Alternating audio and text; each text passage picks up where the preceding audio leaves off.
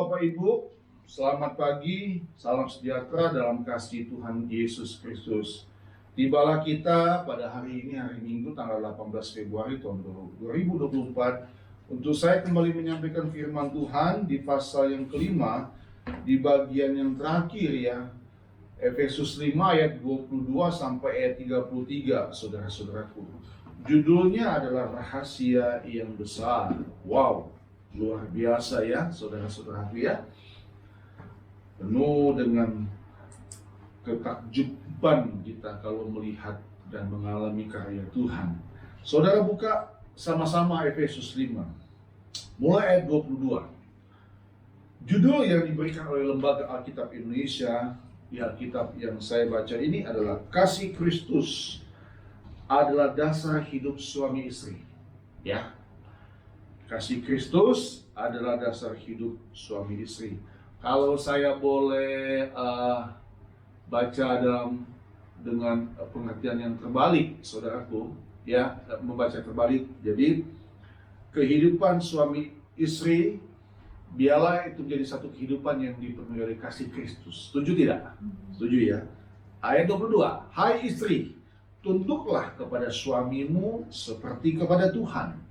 Karena suami adalah kepala istri, sama seperti Kristus adalah kepala jemaat.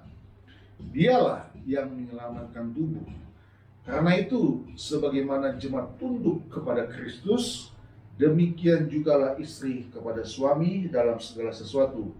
Hai suami, kasihilah istrimu sebagaimana Kristus telah mengasihi jemaat dan telah menyerahkan dirinya baginya untuk menguduskannya, sesudah ia menyucikannya dengan memandikannya dengan air dan firman, supaya dengan demikian ia menempatkan jemaat di hadapan dirinya dengan cemerlang tanpa cacat atau kerut atau yang serupa itu, tetapi supaya jemaat kudus dan tidak bercelah.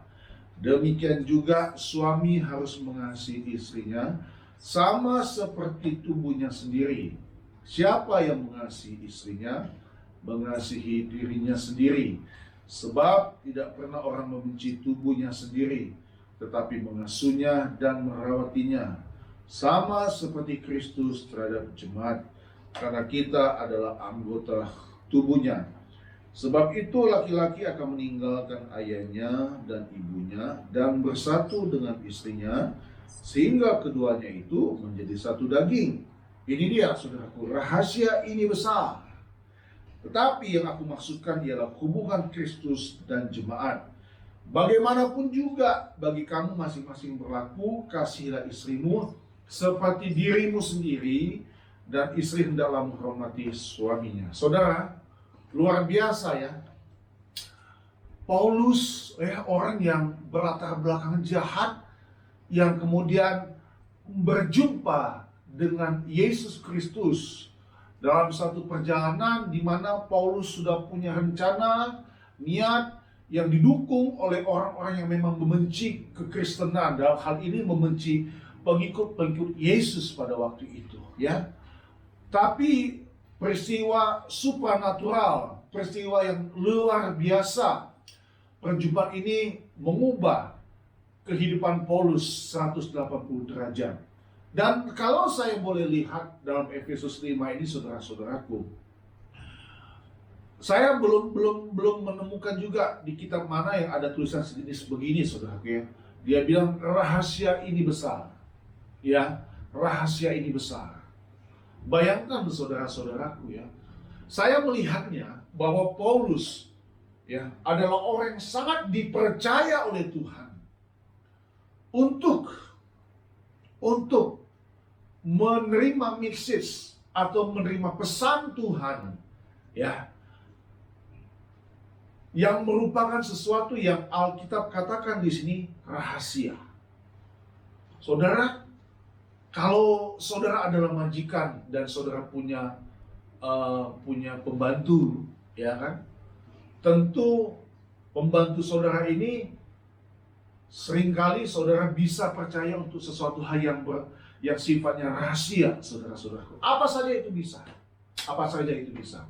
Kita tidak mungkin memberikan satu pesan atau message itu yang sifatnya rahasia, atau mungkin satu penyataan, ya, satu narasi begitu ya, satu satu satu hal, kalau itu bukan kepada orang yang kita percayai. Betul tidak, saudara-saudara? Betul nggak? Nah, saudara, ini sangat menarik perhatian saya, sehingga untuk bagian di pelajaran kitab Efesus ini, saya beri judul rahasia yang besar. Ayat-ayat firman Tuhan yang tadi kita baca, saudaraku, ini biasanya kan dikhotbahkan pada waktu acara pemberkatan pernikahan, ya kan? Betul ya, Ibu Gembala dan lain, ya kan? Acara Tuhan. Tapi saya memberanikan diri saya untuk menyampaikan ini, bukan sekedar ingin menyelesaikan pasal yang kelima, saudaraku, ya. Buat saya bukan sekedar ini hanya boleh disampaikan atau biasanya disampaikan pada acara pemberkatan pernikahan sebagai pembekalan rohani kepada seorang pria dan seorang wanita, ya, seorang pria dan seorang wanita yang akhirnya memutuskan untuk menjalani hidup bersama-sama di dalam satu ikatan pernikahan, yaitu dalam satu rumah tangga.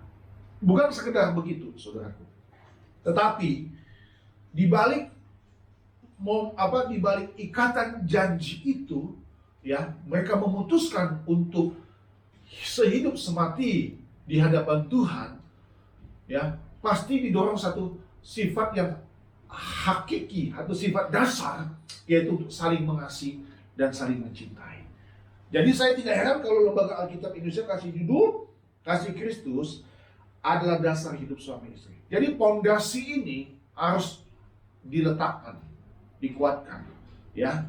Mungkin kalau memori kita, nostalgia kita dengan pasangan kita biasanya penuh dengan cerita-cerita yang berbeda. Cinta pertama, orang bilangnya pandangan pertama, ya kan?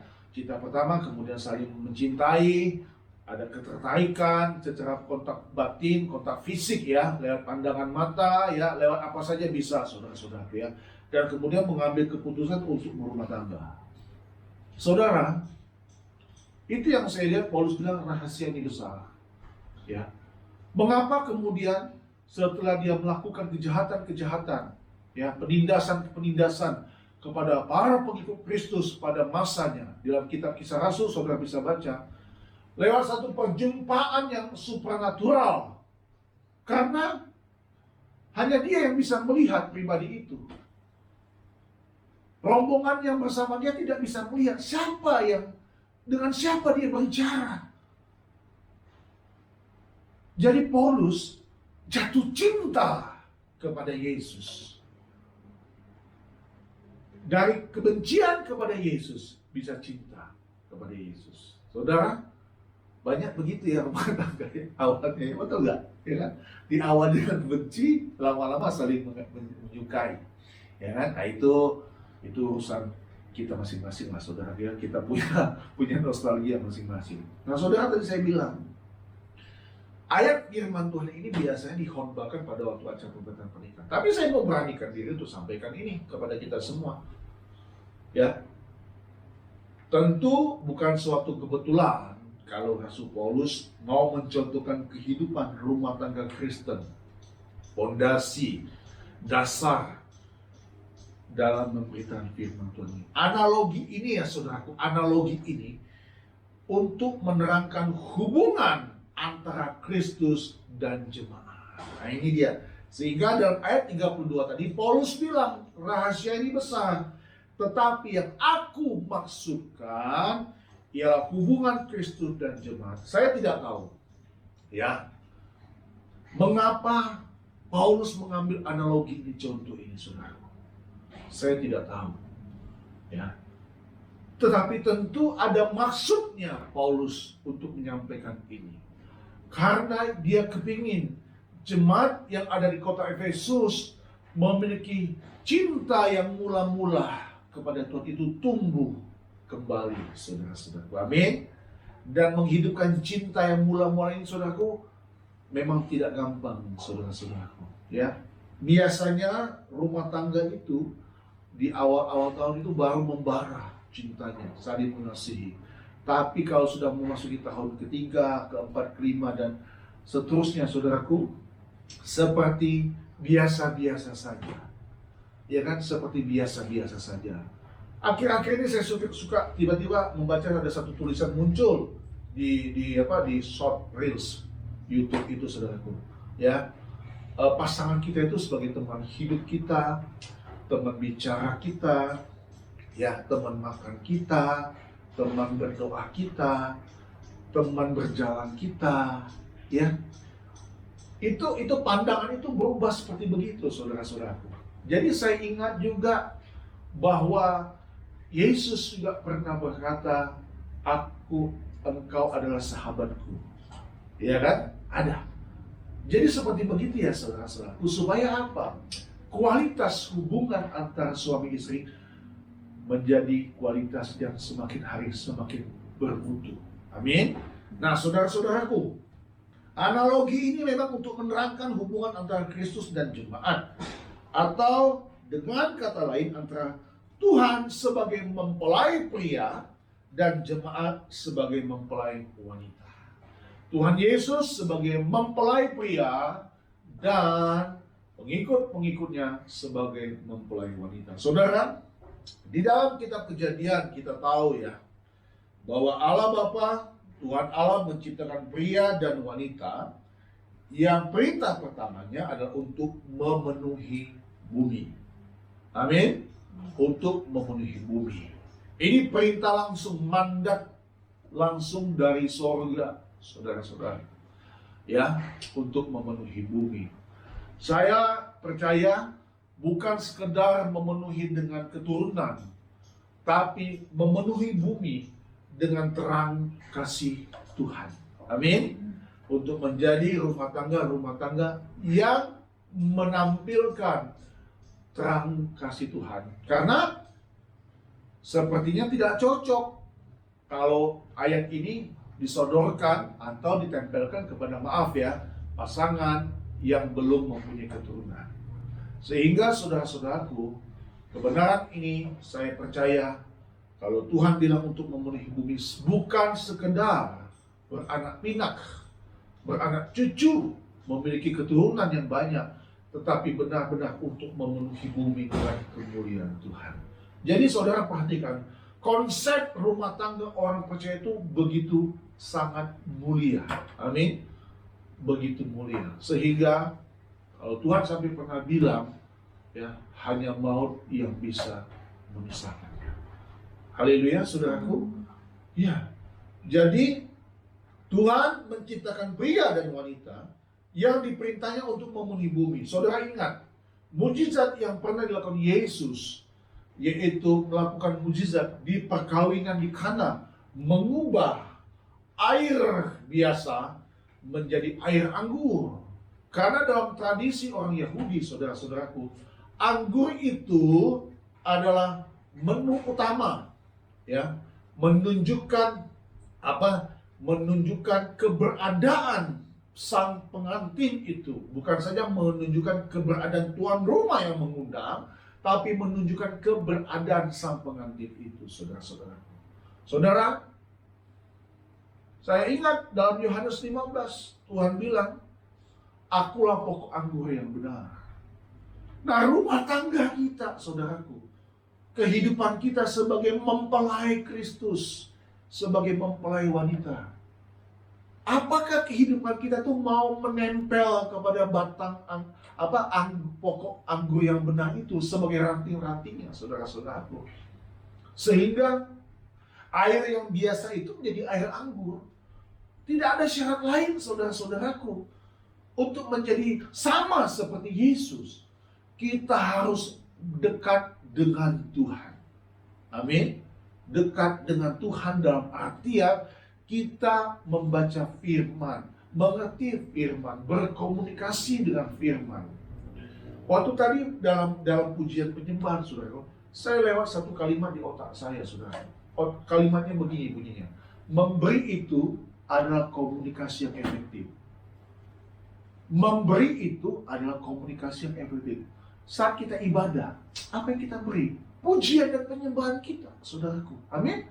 Kita beri kepada Dia, kepada Sang Allah yang agung itu, saudara-saudaraku. Memberi itu ada komunikasi yang efektif. Kalau kita hanya duduk diam, kita hanya diam, kita melamun namanya, saudaraku. Tapi kalau kita duduk diam dan mulut kita berkomat-kamit, paling tidak hati kita mengucapkan kebesaran Tuhan yang Maha Agung, itulah kita sedang membangun komunikasi kita dengan Tuhan. Dan itulah tandanya kita mau menempel dengan Tuhan. Saudara, rahasia yang besar ini akan kita lihat. Apa maksudnya? Paulus sampai bilang begini. Ada 3 atau 4 yang saya bisa bagikan pagi ini. Yang pertama, saudaraku, rahasia inilah yang akan kita renungkan dan kita pelajari. Yang pertama, secara cepat ya saudaraku ya. Yang pertama, saudaraku, kesetiaan kita kepada pasangan hidup kita adalah gambaran kesetiaan kita kepada Kristus. Ada parameternya, saudaraku. Ada tolak ukurnya, atau ada kata standarnya di sini. Ada parameternya. Kalau kita bisa setia kepada Yesus, pasti kita setia kepada pasangan hidup kita. Amin, saudaraku. Bisa katakan amin? Haleluya. Tidak mungkin, nggak mungkin saya tidak percaya. Kalau kita setia kepada Tuhan, kita tidak setia kepada pasangan hidup. Nggak mungkin. Saya tidak mau mengomentari ya, saudaraku, untuk orang-orang yang ternyata banyak ya, rumah tangga yang hancur di tengah jalan, yang mengambil keputusan untuk berpisah, cerai, dan kemudian mereka menikah lagi dengan orang lain. Saya tidak mau berkomentar untuk hal itu. Itu ada ruang khusus. Yang saya ingin kedepankan adalah kesetiaan kita kepada pasangan hidup kita adalah gambaran kesetiaan kita kepada Kristus. Katakan amin. Amin. Ya. Baca baik-baik dan renungkan Efesus pasal 5 ini, saudara-saudara. Berapa tahun saudara berumah tangga? Berapa tahun saudara menjadi Kristen? Ingat, Tuhan pernah berkata, kalau engkau ingin dipercaya pada hal yang besar, setialah pada hal yang kecil. Amin. Jadi kesetiaan kita kepada pasangan hidup kita adalah gambaran kesetiaan kita kepada Kristus. Itu yang pertama. Yang kedua, saudara-saudaraku. Ya, yang kedua. Tuhan sangat mengasihi dan mencintai kita. Tolong ini tidak sekedar saudara dengar seperti running text, ya. Tapi benar-benar menjadi satu kalimat yang disodorkan kepada kita dan masuk ke dalam alam pikiran kita, masuk ke dalam hati dan pikiran kita, masuk meresapi kepada jiwa kita, sehingga kita tidak akan pernah meragukan dan berkeluh kesah atau bersungguh-sungguh dalam hidup ini. Yang kedua, Tuhan begitu mengasihi dan mencintai kita. Saudara perhatikan dari ayat yang ke-25 tadi. Hai suami, kasihilah istrimu. Nah, saudara bayangkan, kalau saya boleh mengubah katanya ya, tapi maknanya tidak boleh diubah. Hai Yesus, kasihilah jemaatmu, sebagaimana engkau telah mengasihi jemaat dan telah menyerahkan dirinya baginya. Saudara, ini yang dibilang cinta sampai mati. Amin. Haleluya, saudara-saudaraku. Ya. Penuhi jiwa kita dengan ucapan syukur dan berdoa kepada Tuhan. Amin. Nah, sampai kita menutup mata, jiwa yang penuh dengan ucapan syukur dan hati yang selalu mengucap syukur, berdoa, menyembah, memuji Tuhan, itu menjadi penentuan kehidupan kita kelak di kekekalan, saudara-saudara. Amin. Tapi dasarnya harus apa? Tuhan mengasihi dan mencintai kita. Jadi tolong, yang saya minta kata tolong ini buat diri saya juga, jangan berkeluh kesah dalam keadaan apapun, dalam keadaan kesedihan, dalam keadaan kedukaan, ya. Jangan berkeluh kesah dalam keadaan kekurangan, ya. Sejatinya bahagia itu adalah mengikuti Tuhan. Amin. Sejatinya bahagia itu adalah mengikuti Tuhan. Haleluya, saudara-saudara. Sehingga tadi saya menyanyi, saya beda, saya merasakan betul untuk pribadi saya, saudaraku. Saya menyanyi, saya mengekspresikan dengan cara yang masih wajar dan cinta saya kepada Tuhan. Karena bagi saya memberi adalah komunikasi yang efektif. Saya memberikan pujian saya kepada Tuhan, kepada sembah saya kepada Tuhan. Kalau saudara ingin sampai mencucurkan air mata menyentuh hati saya, silakan. Kalaupun kita tidak sampai mencucurkan air mata, kita ingin, bukan berarti kita tidak merasakan hadirat Tuhan. Amin. Tapi nanti bagaimana proses itu, saudaraku? Proses itu kan akan diuji nih di kehidupan nyata, di luar sana, ya kan? Di kehidupan nyata. Jadi rumah tangga, ya, hubungan suami istri itu, kualitas hubungan itu akan terlihat nanti. Saya dan istri saya ini sudah 22 tahun, saudara. Jangan saudara berpikir kami tidak pernah melewati banyak badai dalam kehidupan ini, saudara-saudara. Ya, konflik-konflik kecil, konflik masalah-masalah di antara kami. Tapi kan ini satu rahasia yang tidak bisa kami ungkapkan. Kalau kami sampai hari ini melewati 22 tahun, bahwa itu semua karena anugerah Tuhan. Amin, saudaraku. Saudara punya beban hidup juga masing-masing. Pesan saya, kalau Tuhan begitu mengasihi dan mencintai kita, jangan ragukan ini, saudara-saudara. Ya, Tuhan pasti kasih kekuatan dalam kehidupan saudara. Amin. Datanglah kepada Tuhan. Datanglah beribadah kepada Tuhan. Apa yang kau miliki hari ini, sadari terus. Itu semua berkat Tuhan. Bukan karena kau kuat dan kau gagah, tapi itu betul-betul karena anugerah yang Tuhan berikan dalam hidup kita, saudara-saudara. Ya kan? Kehidupan ini saja, saudara. Kehidupan yang kita ada saat ini saja, itu satu anugerah. Apalagi Tuhan begitu pengasih kita. Dia memberikan segalanya yang kita butuhkan. Dan dengan itu semua jangan kita jadi kayak manja, saudaraku. Ya, jadi manja dan hidup hanya untuk diri kita sendiri. Yuk, mari kita mau berbagi. Yang ketiga, saudaraku, dalam ayat yang ke-27 saya baca ya. Saya baca ayat 27 langsung. Supaya dengan demikian ia menempatkan jemaat di hadapan dirinya dengan cemerlang, tanpa cacat atau kerut atau yang serupa itu. Tetapi apa, saudaraku? Tetapi supaya jemaat kudus dan tidak bercela. Nah ini, yang ketiga, Tuhan mau mengajarkan kita untuk hidup dalam kesuciannya. Saudara perhatikan bahwa korban Kristus itu supaya kita kudus.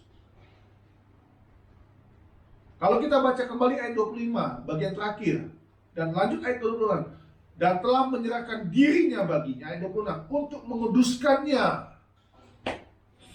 Tuhan mengajarkan kita untuk hidup dalam kesucian Tuhan. Saudara harus tahu korban Kristus agar kita jadi hidup kudus. Amin. Hormatilah korban ini, saudara-saudara. Saudara tahu di dalam kitab Perjanjian Lama, imam besar itu mempersembahkan korban 1 tahun sekali masuk dalam ruang Maha Kudus dengan berdebar-debar, saudara-saudaraku. Karena pertaruhannya nyawa.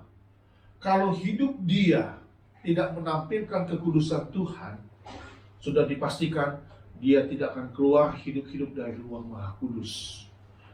Tapi kalau dia bisa mempertahankan kekudusan hidup dia, ya, maka saudaraku, apa yang terjadi, saudara? Korban di hadapan Tuhan itu akan sangat harum dan wangi. Harum dan wangi.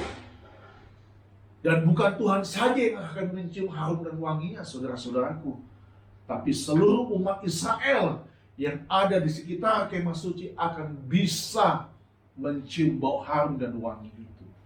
Saudaraku, kalau saya boleh berkata, sebagai pendeta, saya harus menampilkan kehidupan yang menampilkan kehidupan, sekali lagi saudaraku, yang membawa harum bagi orang di sekitar saya.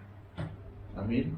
Bukan saja urusan ini saya dengan Tuhan, tapi banyak keteladanan dan panutan itu menjadi hal yang utama juga dalam setiap kehidupan kita. Bahkan di dalam perjanjian baru, Paulus dengan kekayaan rohani yang luar biasa, hikmat dan akal budi yang ilahi itu, Paulus berkata, hendaklah hidupmu dipersembahkan sebagai korban yang kudus di hadapan Tuhan. Amin. Haleluya, saudara-saudaraku. Jadi yang ketiga, saudaraku, kita menghormati korban Kristus dengan cara hidup dalam kebenaran Tuhan, agar kalau kita hidup dalam kekudusan dan kesucian, tentu yang pertama karena kita menghormati korban Kristus di kayu salib. Yang kedua, supaya dosa-dosa kita diampuni. Yang ketiga, agar hidup kita dapat menjadi wangi di hadapan Tuhan, dan hidup kita menebahkan bau yang harum bagi orang di sekitar kita. Saudara, saya tidak catat di buku catatan khotbah saya, tapi waktu saya katakan ini, saya tiba-tiba teringat. Semoga saya tidak lupa di mana ayatnya. Kalau tidak salah ya saudara-saudaraku, kita buka bersama di dalam 2 Korintus. Ini tidak ada dalam catatan khotbah saya, jujur gak ada. Tapi saya ingat tiba-tiba, semoga ini benar ya, dalam 2 Korintus pasal yang sebentar ya saudara-saudaraku ya, karena saya ini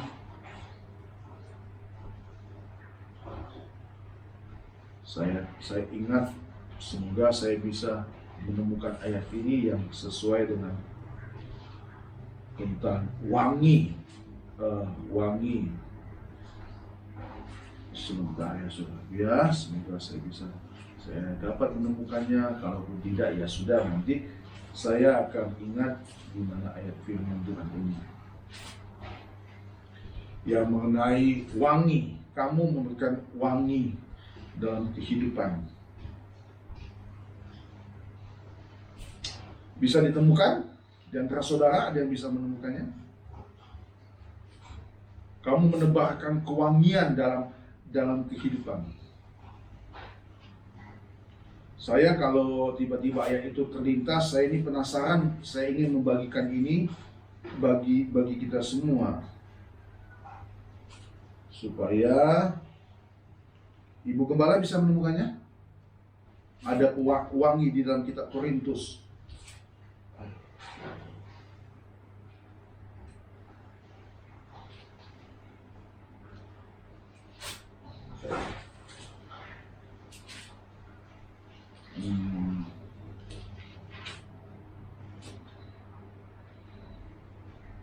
Izinkan saya saudara untuk mengambil dulu ya, mengambil concordance ya, concordance. Izinkan dulu sebentar.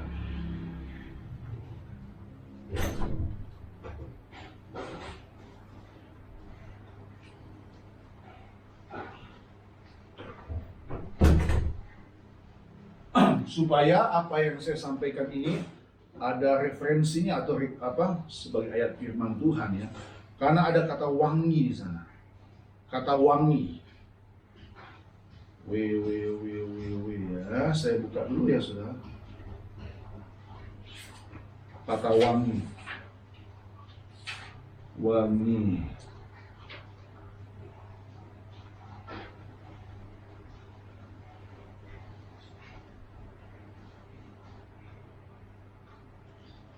Bukan wangi, harum. Maaf ya Bapak Ibu ya, tunggu sebentar bagi yang menonton khotbah ini. Karena saya ingin menegaskan bahwa kehidupan kita itu harus membawa kewangian gitu ya.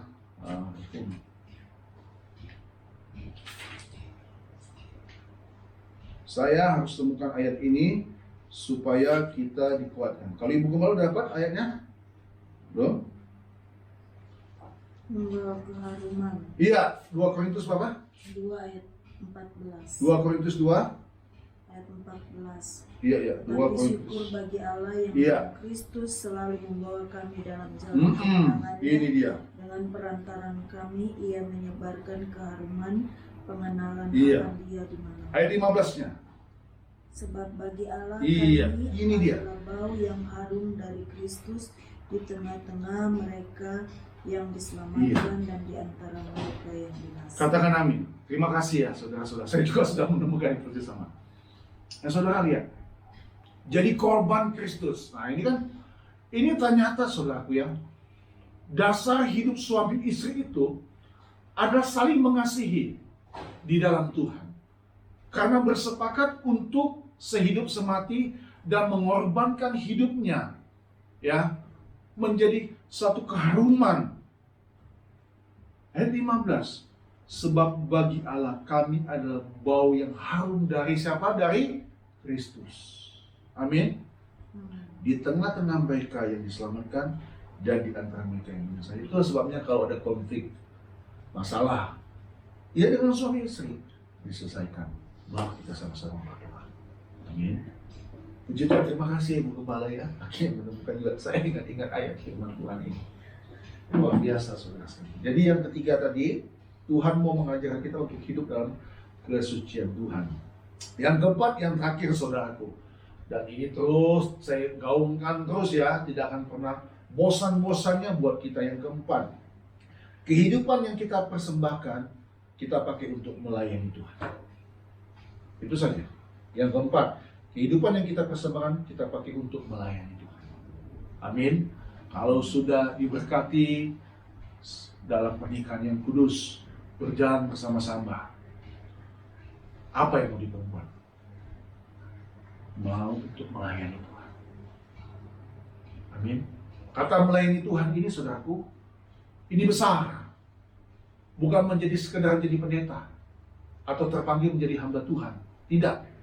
Dimanapun Tuhan menempatkan hidupmu, di mana saja di muka bumi ini saudara-saudaraku, saudara yang menyimak khotbah ini dan mendengarkan firman Tuhan ini, ya, saudara yang sudah berumah tangga ataupun belum berumah tangga ataupun yang tidak berumah tangga sama sekali, pakai hidupmu sebagai kehidupan untuk melayani Tuhan. Amin. Karena ingat, tadi firman Tuhan berkata di dalam ayat Efesus tadi dikatakan begini. Dikatakan begini, hai istri, tunduklah kepada suamimu seperti kepada Tuhan. Ya, tunduklah. Bentuk ketertundukan kita kepada Yesus, kita mau menjadi hambanya. Bukan menjadi pendeta ya saudaraku ya, bukan harus jadi pendeta, tidak. Tapi bagaimana hati kita yang mau diserahkan untuk melayani Tuhan. Oke? Jadi hari ini kualitas hubungan kita dengan Tuhan akhirnya akan berpengaruh saudaraku kepada hubungan kita dalam keluarga. Ya, punya pengaruh dan dampak. Orang tua punya tanggung jawab untuk bukan sekedar cuap, ya. Bukan sekedar cuap itu berbicara, bukan sekedar cuap, bukan sekedar menyuapkan nasi, beri makan, tapi berikan makanan rohani. Bukan itu saja, tapi bagaimana keteladanan itu penting, ya kan? Keteladanan itu penting saudara-saudaraku. Ya, saya tidak mau bicara tentang apapun yang ada di dunia luar. Saya mulai dari rumah tangga kita, kehidupan pribadi kita. Ya, kualitas kerohanianmu itu harus jadi kualitas kerohanian yang bermutu tinggi, saudaraku. Gunakan segenap akal budimu, daya, dan hatimu untuk melayani Tuhan. Tuhan sudah berikan banyak dari kebenaran firman Tuhan yang di Alkitab yang selalu kita baca. Ya. Bukan sekedar kita bisa tahu bahwa jalan keselamatan itu dari Yesus dan melalui Yesus korban anaknya. Tapi bagaimana hidup kita ini diberdayakan, ya kan? Diberdayakan, jadi berkat, jadi saksi Kristus, dan itu dimulai memang dari keluarga kecil kita. Amin, saudara-saudaraku. Pesan ini untuk saya juga. Pesan ini buat istri saya juga. Nah, pesan ini saya percaya akan membawa hidup kita bergairah untuk melayani Tuhan. Mengajar kita untuk saling menghormati dan saling mengasihi satu sama lain. Berkat Tuhan besar bagi hidup kita. Terima kasih. Tuhan Yesus berkati kita semua.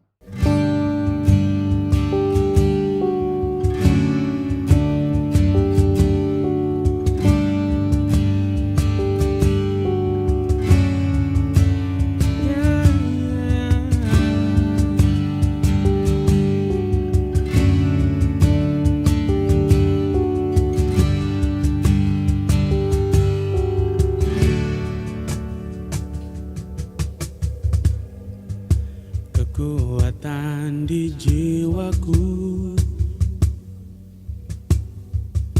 ketenangan batinku ada dalam hadirat-Mu, ku menyembah-Mu.